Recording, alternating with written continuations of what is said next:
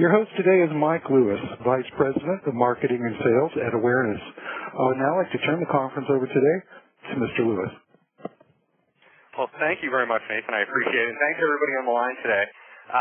I'm really excited about this topic. All I can tell you is I finally had the chance to look through Tamsen's slides yesterday, and I sent a tweet out about it. They're awesome. I can't wait to see the session. Can't wait to hear her talk in just a couple of minutes. Really excited to have her on the line today.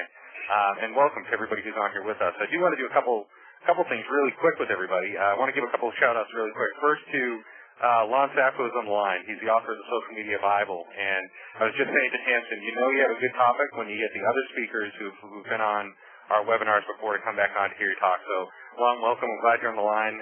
Also want to thank Nate Fowler, who's on the line, for helping to coordinate this whole thing today and making sure we had everything set up.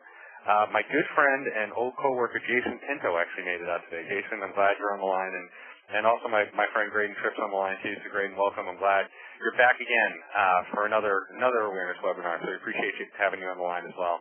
Really excited today. Today you're going to be hearing from Tamsen McMahon.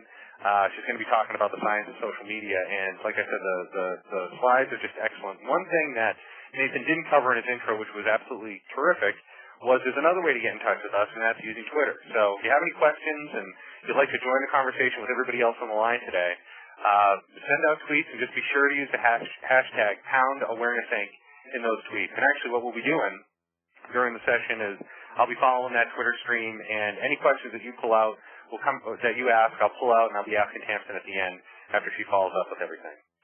So before I jump into everything, I want to give you a quick background on awareness. One of the things that tends to happen on our sessions is we get a lot of people to come on, and people are really excited about it. And at the very end, they always say, well, what is it that you guys do? So in the interest of speeding things up, we decided to push that part of everything to the front and just give you a sense of who awareness is, who we are, what we do, why we do these webinars, and why they're important to us. And just get that out of the way at the beginning so we can just get right to the Q&A at the end with Tamsen. We've created a product called, Awareness is a software company. We've created a product called the Social Marketing Hub. And essentially what it allows marketers to do is centralize all their social media marketing activities in one place. And what that means is instead of having to go into log into Facebook and Twitter or multiple Twitter accounts or YouTube channels, whatever it is, we connect them all through one interface. We give you the control passwords to be able to go in, log in, and publish content out, and then report on that content through one centralized location. And just to give you a sense of some of the challenges that we hear and some of the things that it solves, a lot of marketers come to us and say that they're just completely overwhelmed. Social media is only a percentage of our job, and it requires a lot more time to be effective. And we help streamline all those processes through the software to make you more effective at what it is that you do on a daily basis.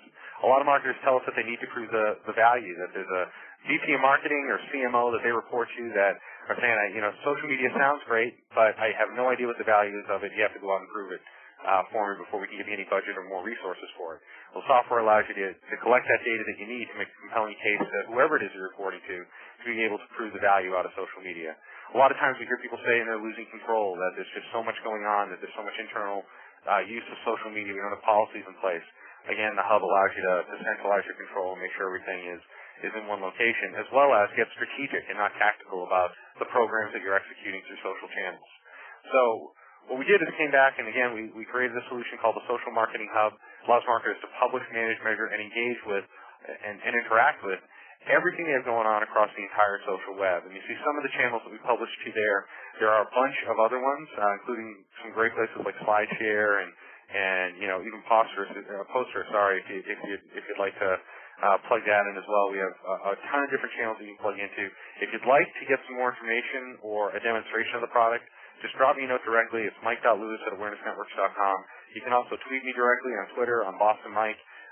Feel free to either shoot me information about the hub, or if you want to talk about the latest acquisitions by the Boston Red Sox and how they're going to beat the Yankees this year, I'm happy to talk about that as well. So feel free to just drop me a note.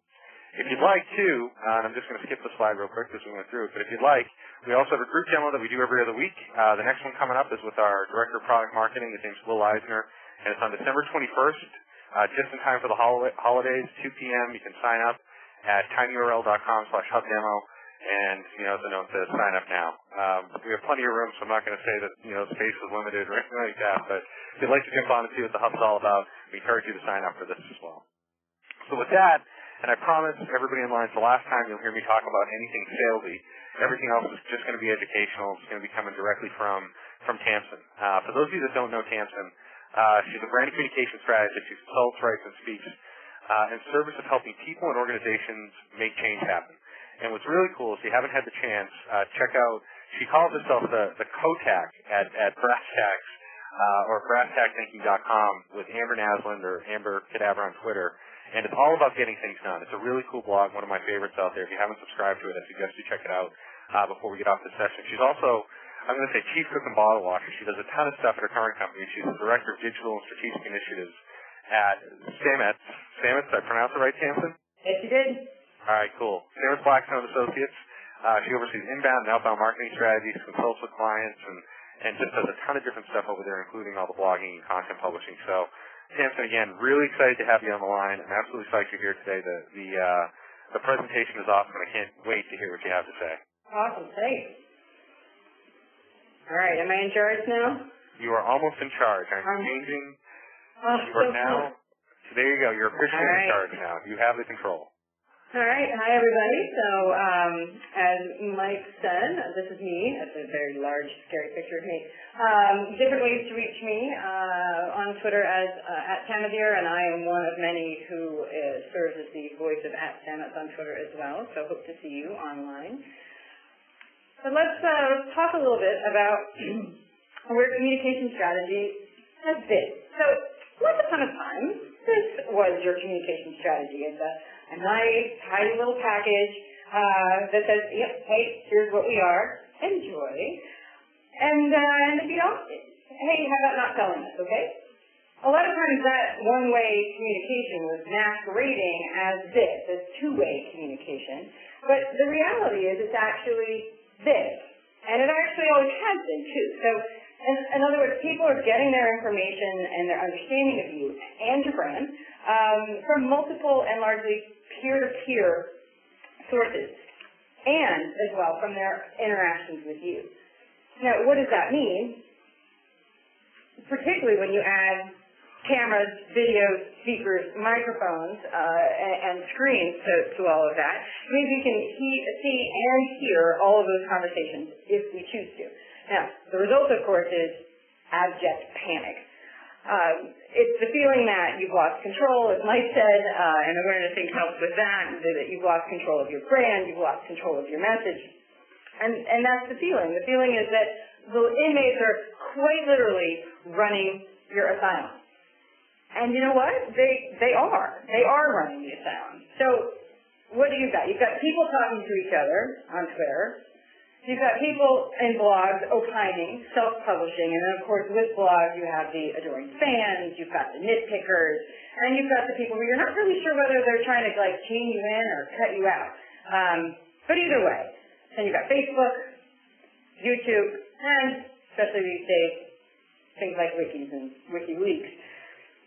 But as much as some people say it's an art, and navigating is an art, art doesn't necessarily help you in the practical day-to-day of what you're trying to do and how you're trying to approach social media. So I say it's a science. I think there's a way to make thinking about social media approachable, understandable, and probably more importantly, particularly if we're trying to convince clients or our organizations to do these things, documentable, measurable, and repeatable. So that's what I'm going to talk about.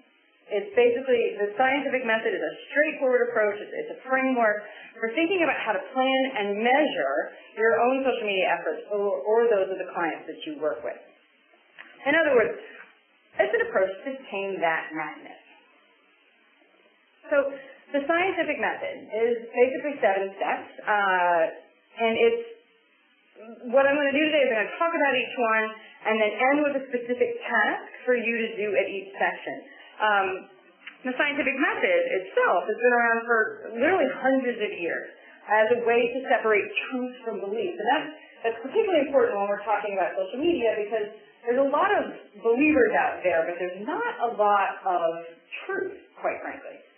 Well, the scientific inquiry is really about separating truth from belief, and it starts with questions. It starts with questions of why and how and what. And scientists use this method, that, as I said, has been around forever, to answer those questions through a series of steps. And those steps are designed to produce information that reveals whether or not your proposed answer to a particular question, a hypothesis, is in fact true. What's great is that we can use the same approach to provide a customized and yet repeatable answer to our questions about social media and to produce the measurement we need to support those efforts. So it all starts with step 0, defining the question. It's about starting where you are. And for a lot of us, that means figuring out what the question is in our head. Defining the question, which is where all scientists start, provides a framework on which you build the rest of your approach to social media. The question can be broad, as in the sense of how can we best use social media in our business, or it can be granular, as in, is podcasting an effective way to generate prospects? Either way, or wherever it is in that, the question likely already exists in your head. In other words, like, what is this stuff all about anyway, or where the heck do I start? Honestly, where the heck do I start can be a great place to start. So your task in this first stage of defining the question is to answer the question, what am I trying to figure out about social media? Sometimes I'm asked the question, well, what if I don't know what the question is? And the point here is actually to pick one. There's a huge benefit to being forced to be specific about what it is you're trying to figure out. Something, anything that you want or need to know more about is going to be a place to start. But a lot of us just kind of jump right into using the tools without trying to figure out or even define for ourselves what it is that we're doing it for. All right, with that question in mind, we want to head into observation. And the reason why we go into observation next, and particularly scientists go into observation next, is that in order to understand that overarching question, we have to understand the environment in which and to which our question applies. Now, our collective friend, Chris Brogan, says, grow bigger ears. I would say you need to watch, too. You need to watch what people do, because it's important to listen to if they're talking about you and what they're saying, and particularly we're talking about what current and potential customers and your competitors are saying. But it's also important to watch where and how they're interacting with these various tools. So the reason why that's so important to have both is that what people say and what they do, not the same. In fact, to bring in a little bit more science for you, I saw this great TED Talk that I was pointed to by my friend Neil Mann, by Dan Cobley, who's the Director of Marketing for Google UK, who did a great TED Talk on the physics of marketing, so of course I was in love. But he talked about Heisenberg's uncertainty principle, which is the fact that observation changes what you observe. Meaning, think about it, as soon as someone knows that they're coming to a focus group to talk about a certain product, suddenly, magically, their behavior and their attitude about that product is different than if you just observe them in the wild. The great thing about social media is that, in fact, you're able to observe without dramatically affecting the behavior. Because a lot of times, people aren't aware or really aren't consciously incorporating the fact that they're being observed. So what you're trying to do here is, run searches for relevant keywords. So basically, you want to know, what are they saying, where are they saying it, what are they doing with it. If you're a beginner, then you're going to need to establish accounts in major social networks and figure out, okay, where are your customers and competitors, and if they're not there, where could they be? You also want to look at what's the nature of the conversation that they're having, because if you want people to be talking about, say, the reason why your widget is so great, and in fact they're talking about why your widget isn't so great, that gives you a piece of information that really informs where the rest of your actions in social media can take you. So, after observation comes investigation. What investigation does is provide the framework for the experiment. Basically what you're doing here is you're defining and documenting the parameters for these things that you see here, for the scope, for the audiences, for content, resources, outcomes, and measurement. Basically what you're trying to do is say, okay, I've seen, in the observation phase, I've looked at the environment that's out there. I'm seeing what people, who are the people that are talking. I'm looking at what they're talking about. I'm looking at if we're even on the radar screen at all. I'm looking in the observation phase to see what my competitors are doing, what they're talking about, how people are interacting and responding to them. And now I need to figure out, okay, what does that all mean to me internally? How can I start to meet the needs of what I'm seeing from that observation phase, from all of that listening and watching? In other words, it kind of takes that, the kind of now almost kind of platitude of listen and engage in the conversation and says, all right, take that and now here's what you actually do. Here are the opportunities. Here's where you can find those breaks in the patterns that really give you an opportunity to move forward. So the first thing we're talking about, of course, is establishing scope. Maybe not that kind of scope, but what we're talking about here is providing clarity about where it makes sense to get started.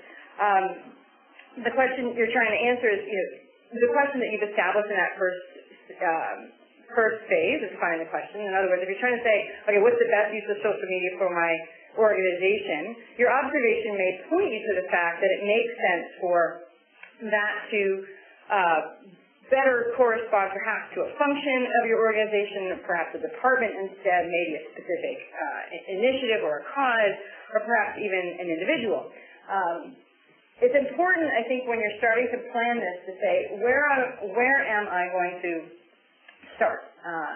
If you're new into social media or if you're trying to introduce social media to a client of yours, starting with the whole organization may not be the best place because you just might not be prepared for that, and that's something that the rest of the investigation phase points out.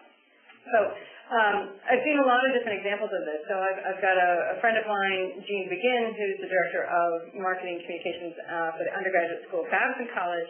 And one of the things that was interesting is that one of their first forays into social media was to focus on the dean of the undergraduate school rather than on the school itself. They, kind of looking at the field and the environment, they decided that it made more sense for them to really start out with a single person who was already engaged and kind of from a personality standpoint set up to do this well. It made sense to do that rather than kind of come out as this monolithic faceless, this is the undergraduate school at Babson. And that's been actually a very, very effective approach for them. But the important thing is they decided early, say, let's start small, let's start here with our dean, and then move forward from there. So your task at this point is to define that scope. Again, is it the whole organization? Is it a department, initiative, cause, individual, function? From there, with that scope in mind, you want to say, okay, which audiences make the most sense? Where are they? What tools are they using? What are they saying about you? What you're looking for, particularly, to kind of assess from that observation phase, is to pay attention to the gaps, the places where you're looking for the places where things do and don't agree, because that's where you're going to get to a point where you're looking for a realistic outcome. As I said earlier, if you really want people to be talking about how great your product is, and yet kind of from a listening and observation standpoint, it's clear that they don't even know you exist, then that's going to help shape the direction of where you're going, because you can't get to a point of advocacy if you've got an awareness problem to start with. So defining who you're aiming for and where they are now materially affects how you're going to interact with them, not to mention the hypothesis that's coming down the pipe here in a few steps.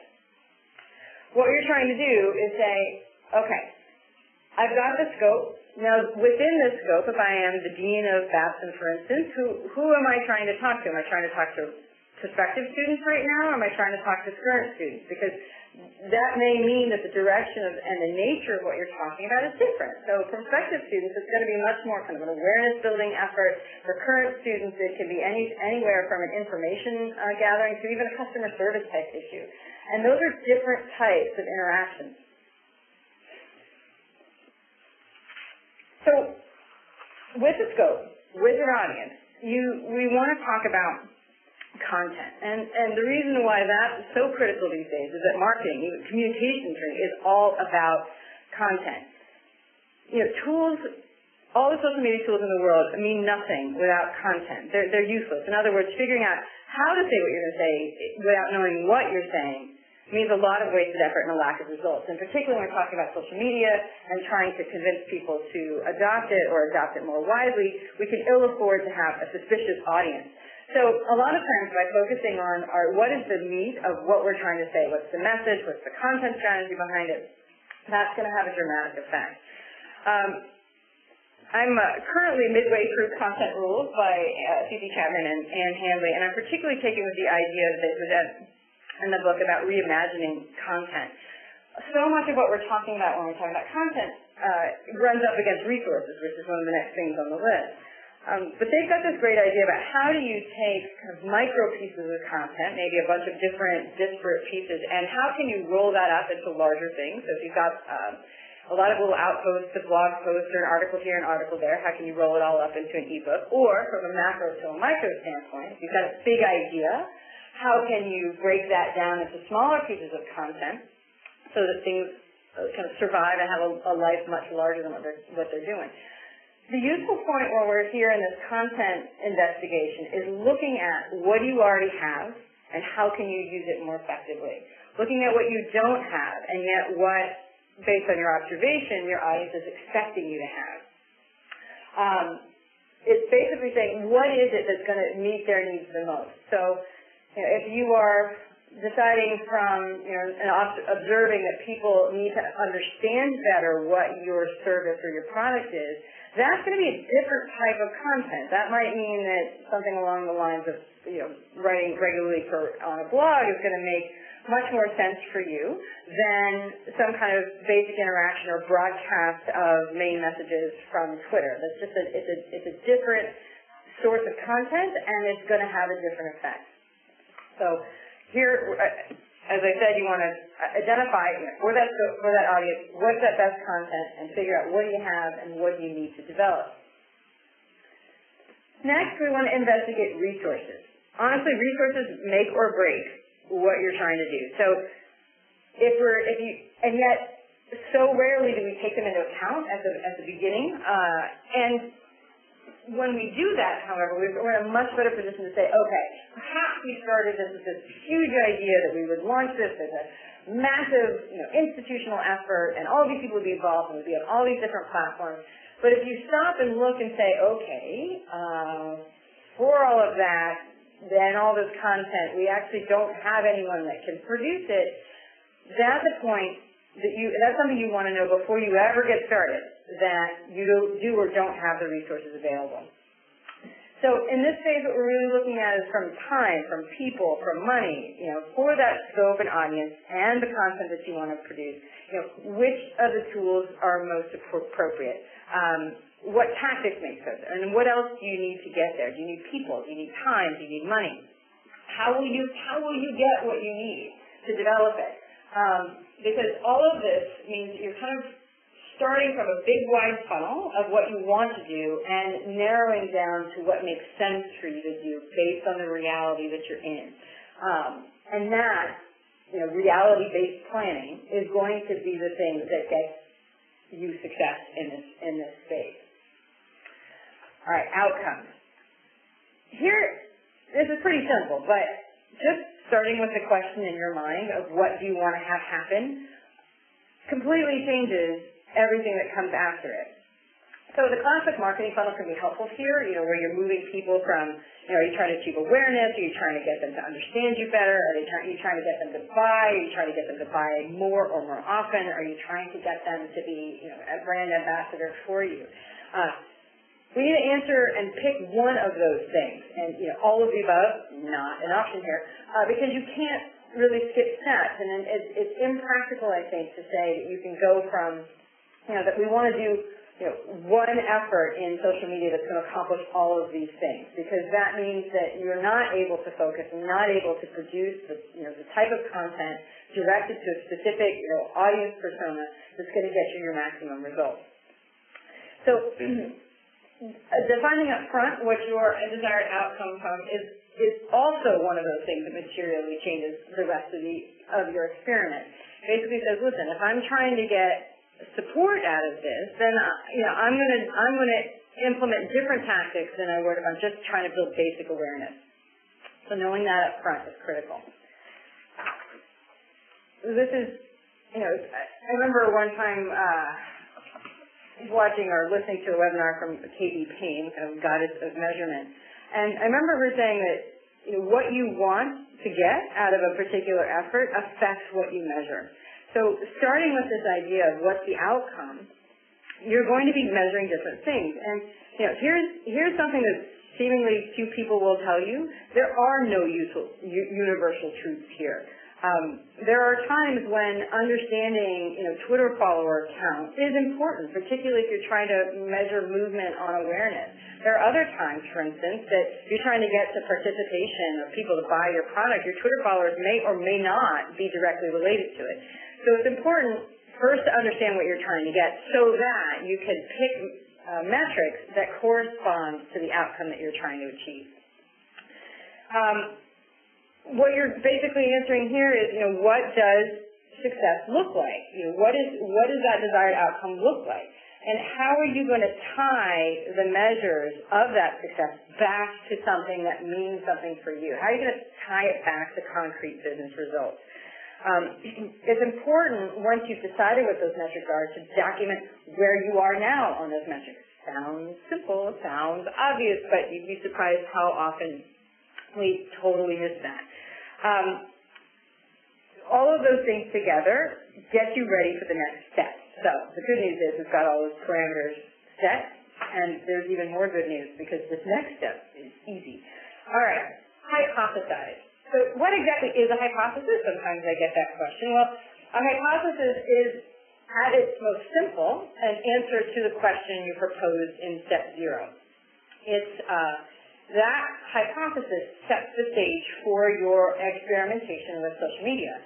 Basically because it states the specific strategy that you're testing and the measurable results that you expect it to produce.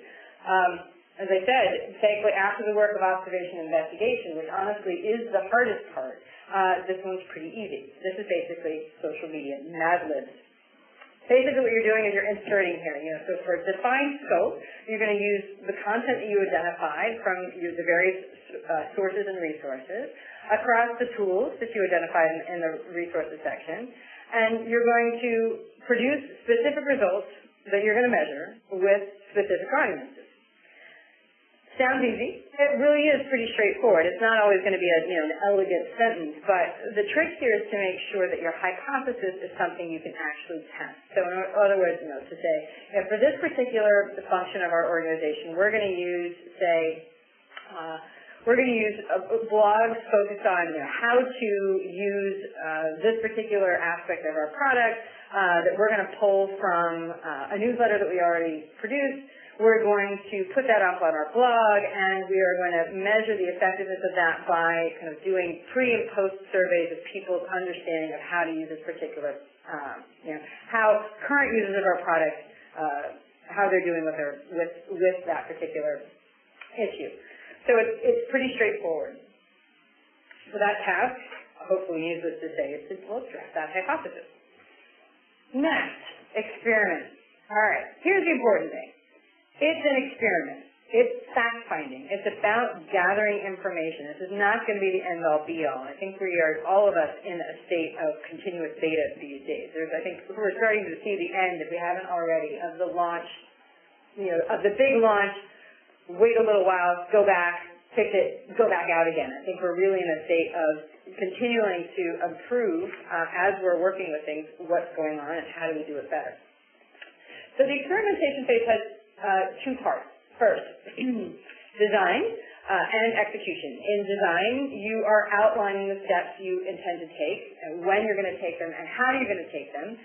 And this is important, at what point you're going to declare at least the observation of your experiment over so you'll know when to stop and assess the results. I mean, again, that's one of those things that sounds basic, but it's something that people completely forget.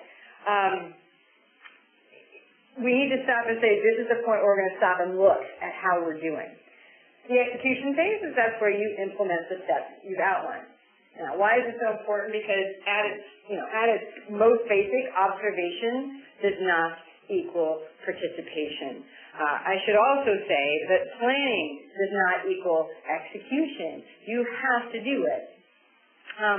It's critical to document the steps as you take them. I mean, yes, we can have the best plan in the world, but unless we actually do it, it's not going to help us. And unless we're paying attention to the results that we're getting, as we're getting them, then we're leaving ourselves without an ability to truly assess how effective were our efforts in the social media space, and or, for instance, how not effective were they. And that's probably what a lot of us are scared of when we avoid measurement so much. So what we're trying to do is, if we don't end up taking a planned step at a particular point, we need to know why. If the step happened sooner or later than we intended, we need to know that, as well as, for instance, other significant events. So, you might have been doing something on your blog and you're measuring traffic, but then all of a sudden some media outlet with no relation to you references an article on your blog, and all of a sudden you see a massive spike. Well, that's not something that you can say you necessarily did specifically, and so it's important to note that that happened, because if you're eventually looking at the results and you see this huge spike, you need to say, okay, that actually came from this. It's not that it's not important, it's just that it's not directly related to some of the efforts that you were doing. You want to keep track of your impressions and the immediate results that are happening as you're doing them. And you want to check regularly on your measurement data points and document those too. Meaning, don't just check the beginning and the end. It's useful to kind of at various points say, hey, how are we doing? So that if there's a need for kind of a mid-course correction, you can take it. Because, don't forget that even the FDA clinical trials, if a particular drug is shown to be completely harmful, they will stop the experiment right there and then. That can also happen for you. At the same time, when something is shown to be so successful, sometimes they will push it forward faster, and I think that's particularly key. All right. So here, as I said before, you're outlining the steps of your experiment with start and end date. And then, after you've designed what you're planning on doing, you're going to do it. At the same time, documenting all the way along the significant events, other things that happen, and what are you seeing that's working well. All of that work leads to analyzing that. So it leads here to figuring out if your hypothesis, your proposed answer to that step 0 question, was correct or not. In other words, how did you do? What were the actual results? Did they meet? Did they exceed? Or did they fall short of your expectations? To answer why the results are what they are, it can be helpful to overlay your results with your outlined steps and significant events. I'm not sure if that's an idea I picked up from Katie Payne or from Olivier Blanchard, the brain builder.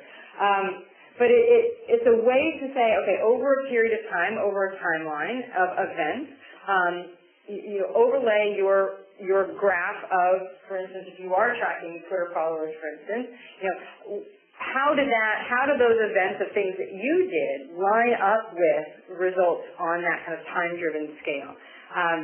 Do changes in your measurement point seem to relate to any of the steps of those events? And that can be particularly helpful. Aligning steps and results with data helps us play one of the scientist's most important roles, and that's that of the skeptic. When looking at your results, look at those other significant events and explain what you see. Are there events, for instance, that are beyond your control and could explain, positive and negative movement in your measurements that you didn't do? In other words, can you seek to disconfirm? The important thing here is to understand what we're looking at measurements is A, that they're tied closely to the outcomes that we're looking for. The other thing is to be wary of our own belief about what's going on. I'm fascinated by the overlay on my slides right now that I'm seeing. Is anyone else seeing that drawing on my slides? I think we're all seeing it, Tamsen. It's pretty cool. That is not me, so I don't know what's going on. So I'm not drawing on my slides. I'm just saying. But to the point of, I'm just going to keep moving. To the point of, that idea of kind of looking for information. I'm glad whoever it is likes the collecting metrics piece and the steps. Tom Webster over at brandsavant.com wrote a brilliant blog post called Information versus Evidence. And he says there's a huge difference between accepting data and judging it. And that the data points that confound you, the ones that don't make any sense, are the ones that where opportunities for change, for improvement lie. I'm really, okay, what's going on? So what we're trying to do is draw that conclusion about, so this is actually a test in my ability to keep focus, isn't it? Is about figuring out how did those metrics work? Did they work or not? How is that hypothesis looking? Ultimately, what we're trying to do is get to that point of retesting. If we've confirmed our hypothesis, it's time to define a new question. If we've gotten to a point where it looks like that all of those things together say, yeah, okay, this solution that we outlined seems to be making sense. That yes, podcasting is an effective way to generate prospects. Then it's time to go back to the beginning and define a new question. If you weren't able to really kind of confirm your hypothesis, and it's important here to point out a point that Dan Cobley, whom I mentioned before, brings up. You actually can never prove a hypothesis. You can only disprove it. So you're really getting to a point where if you don't see anything that disproves it, you need to continue on your path until something else comes along. But if you weren't able, if something does disprove your hypothesis, if you're not seeing the results that you're looking for, or if there's not a causal relationship to your efforts, then that's when you want to go back and say, okay, how can I change the hypothesis? Maybe it's time to change and explore change in scope, or maybe we want to look at a different way to move from one phase of that awareness to comprehension cycle to another. So it's one of the things where we can come out of that, and all that information is going to tell us. For example, hey, people know we exist, but they aren't clear about what we do. And so instead of saying, how do I best use social media, the new question can become, how can we best use social media to aid comprehension for a particular thing?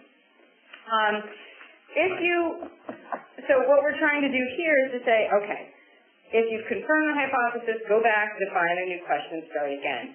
If, for whatever reason, the hypothesis is disproven or inconclusive, then we want to go back, revise the hypothesis, test, design a new experiment, and retest. So people change, tools change, norms change, behaviors change, and probably most importantly, attitudes change, which means there's always going to be a new question to answer. And so that's where I get to that kind of continuous beta thing. Everything changes all the time. The gaining of knowledge, figuring all that out, is an ever-evolving process. It's something that's just going to go over and over and over again. Your involvement with social media should be the same. It should reflect the reality that is out there, that everything changes, and so you need to be on top of these things, kind of knowing where you are and where you started so that you can continue to flex and to move with the marketplace as it shifts. So the important thing, however, is that there's a reason that the scientific method has been around so long. It really sets out this rational approach to tackling complicated questions with clearly defined terms and clearly defined measures of success. So as that kind of social media scientist, you'll have tools to separate truth from belief and ultimately help separate clarity and tease that out of madness. So on that note, I'm going to stop and take questions and see what you're all thinking about all that. Very, very, very cool, Tamsen. I learned a lot of stuff, and I actually have a bunch of questions for you as well, just for myself. I'll let, of course, the folks on the line ask first. But first, before I jump into anything else, I'm just going to steal the presenter role back to you. Yep. Oh, actually, you can go right there. You can go right to Joe if you want. Right there? Yeah. There you go.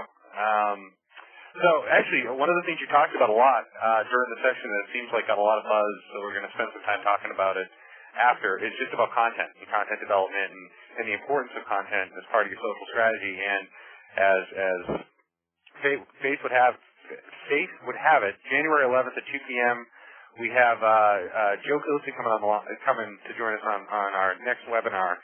He wrote a book called Get Content, Get Customers. It's great because you mentioned content rules, Tamsen, earlier in the session, which is an unbelievable book. If you haven't had a chance to read it yet, I just was with C.C. Chapman this morning. It's a terrific book. I can't recommend it enough. And what's great about Get Content, Get Customers is it's almost like the part one to content rules.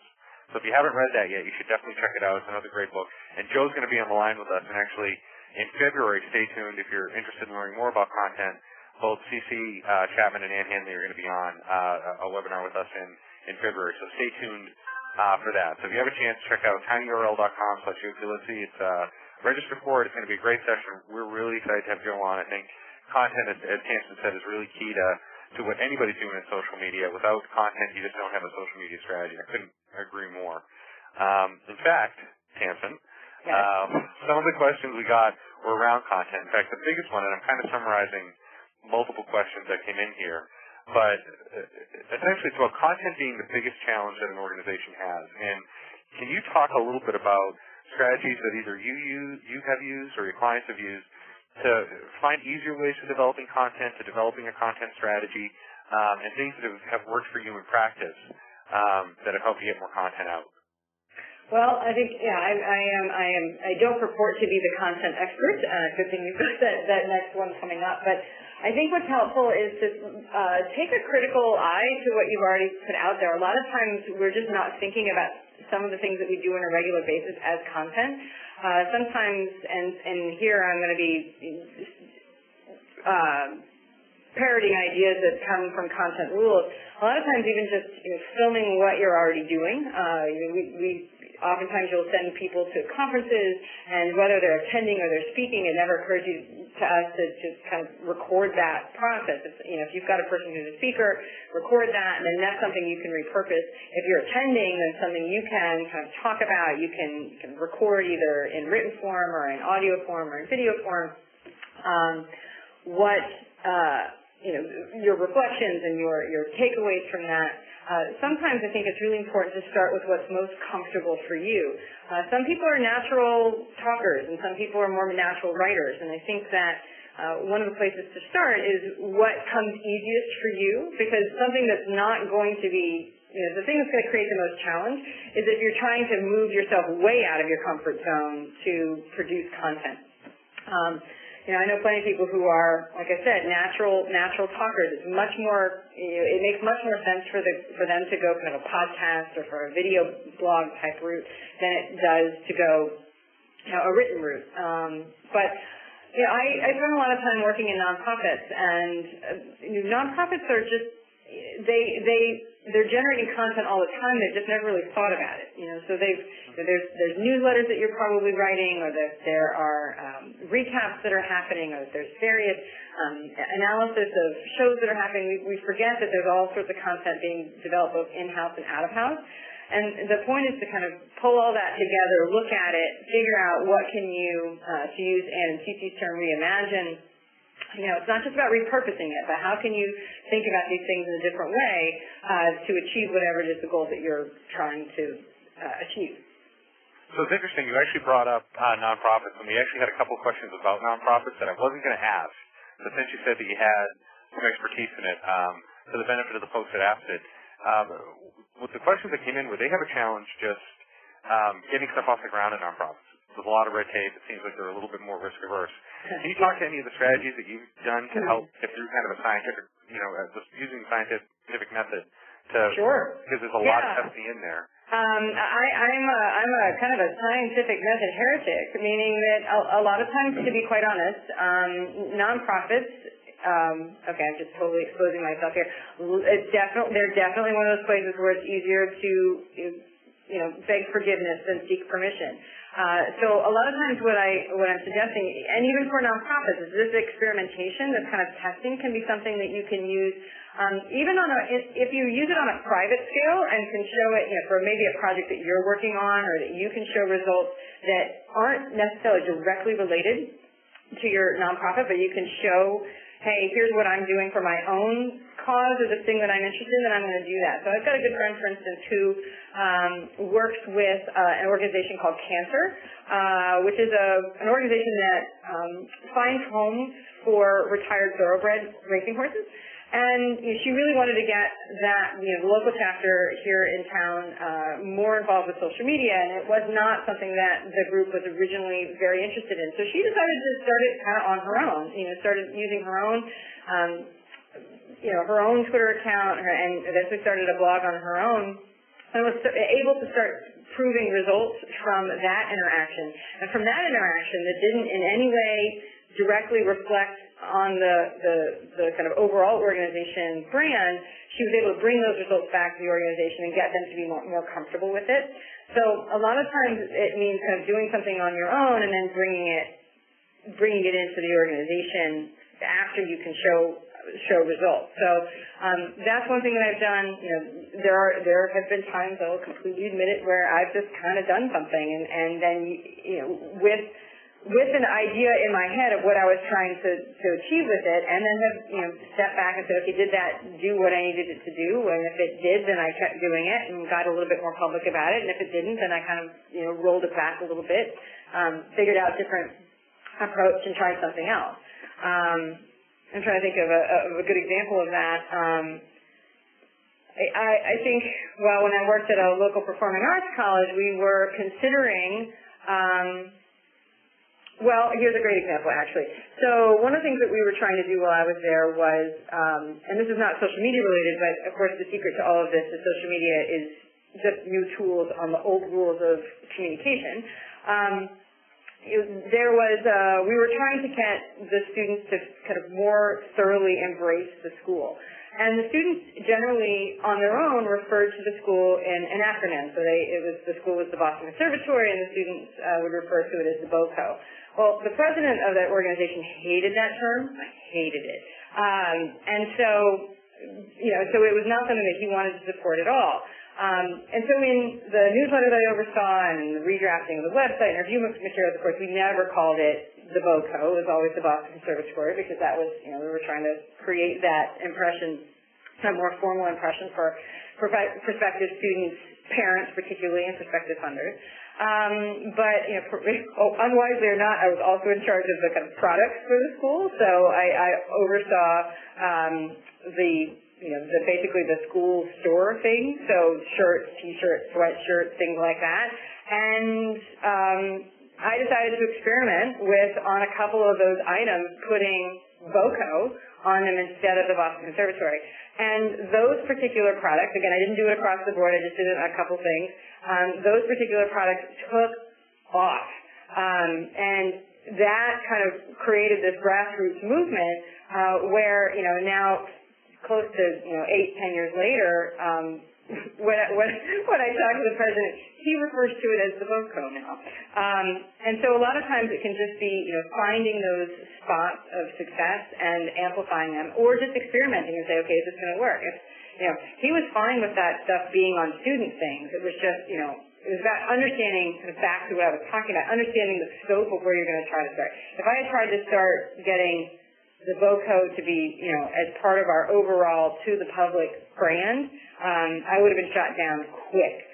But it was clear to me that was probably something because it was by the students, for the students, using a student-generated term was going to be much more effective. So, again, it's about understanding where you are and starting there. So, one of the questions I had was around, is it recommended to retest a hypothesis if it's been confirmed, or only if it's inconclusive or disproved? And actually, that question came from Mark, who's on the line as well. So the question is, so do you have to retest a hypothesis? Is it recommended to go ahead and test one that's already been confirmed, or only if it's proved inconclusive or disproved? Well, remember, it's not possible to ever fully confirm. So I think that I'm not suggesting in any way that you start at some point and just abandon continued measurement of what you're trying to do. I mean, you want to kind of continue this. You want to continue to confirm what you're doing. So I said, testing is going to be one of the things that continues to go on. I mean, essentially retesting a hypothesis you've always felt like is confirmed is going to be just a continued collection of measurements and to kind of shore up the various aspects of what you're doing. So the answer is that, yes, continue to do what you're doing even if it's confirmed, but that's when you want to start. If there's something else you want to achieve, then you can start a different experiment on those lines. But the idea is to kind of continue to make sure that what you're doing is working for the very reason I said right at the end is that, things change. Tools change, attitudes change, people change, the marketplace changes, and you want to make sure that you're on top of that. Absolutely. So one of the things that we just got, someone just submitted here just about 2 seconds ago, and asked me not to put their name in, but it's a company's just getting started doing stuff in social media, and they're kind of at an impasse. The management team wants them to first put together a policy and procedure around what they're doing for social media, while this person would like to go out and just start doing exactly what you're talking about, and testing stuff and putting content out there to see what works. What do you recommend first? And does it make sense to go back and just start talking about policy before you actually go out and do testing, or should testing be done first? I think honestly that's going to depend largely on the organization. I'm sorry to give a kind of a it depends answer there, but it does in fact depend. I mean, I think the right answer is different for each organization. I think you said in my introduction, I'm about trying to figure out how to make things happen, and sometimes you have to make things happen with what people are asking you to do. So the best way sometimes is if someone's asking you to start with, hey, I want a Facebook page, then sometimes it's helpful to start with what they're asking for and then back into it with the other stuff and with the strategy. And I'm sure that that's going to bring down the gods of measurement hell upon me.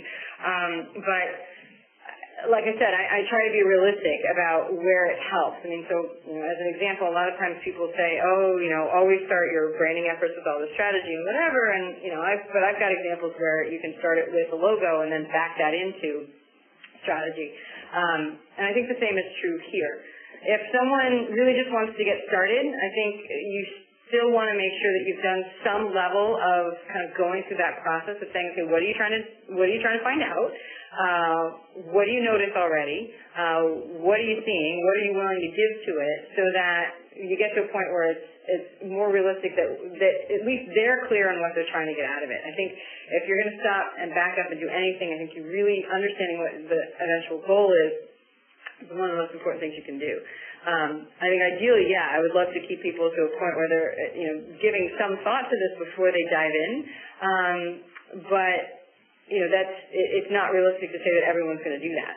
So I think, but it is, the good news about any of this is that it can, while not ideal, continual observation and kind of assessing and defining the parameters for what you're trying to do is something you can do in parallel to participation. It means that your participation might not always achieve what you're trying to achieve, particularly in the beginning. It might mean that you're doing more missteps, but it at least will get you started, and if that's the main goal, then, start there. Absolutely. No, that's good advice. And one thing I wanted to call out, too, is there's someone on the line from my friends over at HubSpot, Dan Zarella, which I'm really psyched about.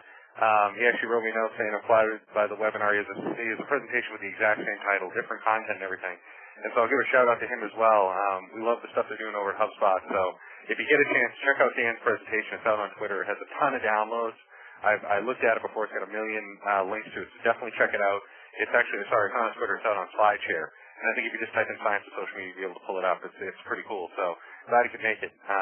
Pretty cool and stuff. I think it's important to point out that he's very much about.